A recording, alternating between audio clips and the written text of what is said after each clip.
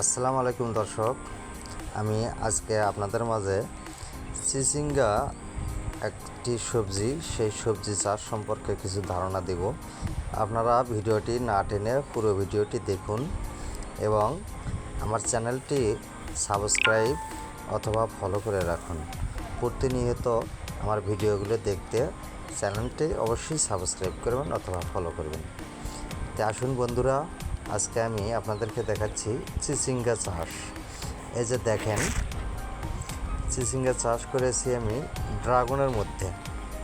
2 সারি ড্রাগন লাগানো আছে, আর তার মাঝে আমি নেট টানে চিচিঙ্গা দিয়েছি।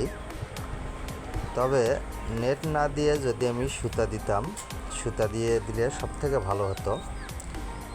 এই যে দেখতেছেন, চিচিঙ্গা ইতিপূর্বে আমি কিছু উঠাছি, আর প্রচুর পরিমাণে চিচিঙ্গা এসেছে। এই যে যেমন চিচিঙ্গাটা বাঁকা হয়ে রয়েছে, যদি সুতা থাকতো এই চিচিঙ্গাটা সোজা নিচে নামতো। এই নেট থাকার কারণে চিচিঙ্গাটা নিচে নামতে পারছে না, বিদায় উপরে একটু বাঁকা হয়ে আছে। তো বন্ধুরা, আপনারা চাইলে এভাবে চাষ করতে পারেন, আর অবশ্যই সুতা দিয়ে 1 টাকর ডিস্টেন্স ফাঁস করে লাগাইবেন। তাহলে 1 টাকর ডিস্টেন্সে যদি আপনাদের সুতা লাগানো হয়, তাহলে চিচিঙ্গাটা আপনাদের এই কোঁকড়া বেঁকড়া আর হবে না, সোজা নিচের দিকে নামবে এবং স্ট্রেট হবে। আসলে আমরা অবহেলিতভাবেই করেছি। অফ সিজন, চিচিঙ্গার এখনও সিজন আসে নাই। যদি ঘন বৃষ্টি হতো, আমার চিচিঙ্গা দেখলে আপনারা অবাক হয়ে যেতেন। তারপরেও ইনশাল্লাহ দেখেন কত চিচিঙ্গা, সারি সারি চিচিঙ্গা। এই চিচিঙ্গাগুলো যখন বড় হবে তখন শুধু চিচিঙ্গাই দেখা যাবে। আর যেগুলো দেখতেছেন এগুলো ইনশাল্লাহ নষ্ট হবে না, সব ফলে রূপান্তরিত হবে। তবে চিচিঙ্গা সোজা করতে হলে অবশ্যই সুতা টানতে হবে। আর কমেন্টে অবশ্যই জানাবেন কিভাবে চাষ করলে আমরা ভালো ফলন পাবো।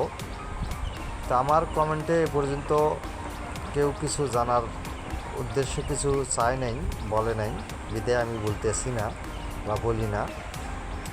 তো অবশ্যই আপনারা কমেন্টে জানাবেন কিভাবে চাষ করবেন, চিচিঙ্গা গাছের নিচে কী কী খাদ্য দিতে হবে, এবং উপরে যে যত্নগুলো, সেই যত্নগুলো কীভাবে করতে হবে।